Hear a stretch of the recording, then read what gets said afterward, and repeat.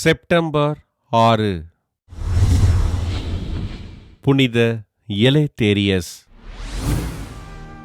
குழந்தை பருவத்திலேயே தன் தந்தையினை இழந்த இவர் தன் தாயாரின் அரவணைப்பில் அன்போடு வளர்க்கப்பட்டார்.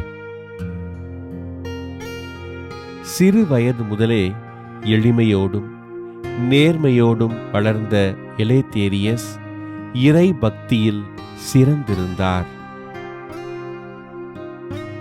தன் வாழ்வினை துறவியாக இறைவனுக்கு அர்ப்பணிக்க விரும்பிய இவர் ஸ்போலிட்டோ பகுதியில் இருந்த புனித மார்க்கு துறவு மடத்தில் சேர்ந்து துறவியானார்.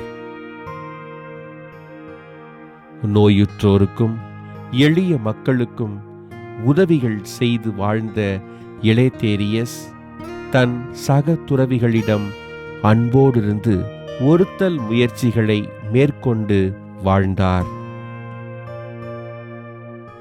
தீய ஆவியினால் ஆட்கொள்ளப்பட்டு பல்வேறு துன்பங்களுக்கு உட்பட்ட சிறுவனை மக்கள் இவரிடம் கொண்டுவர சிறுவனுக்காக ஜெபித்த எலேத்தேரியஸ் அச்சிறுவன் குணம் பெறும் வரை தன்னோடு வைத்திருந்து அவனுக்கு உதவிகள் செய்தார்.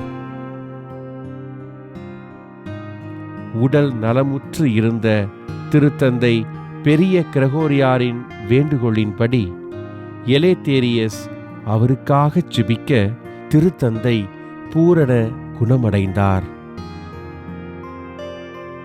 புனித மார்க்கு துறவற மடத்தின் தலைவராக இருந்து துறவிகளுக்கும் மக்களுக்கும் இறை பணிகளை செய்த எலேத்தேரியஸ் கிபி 585 ஆண்டு விண்ணகமடைந்தார்.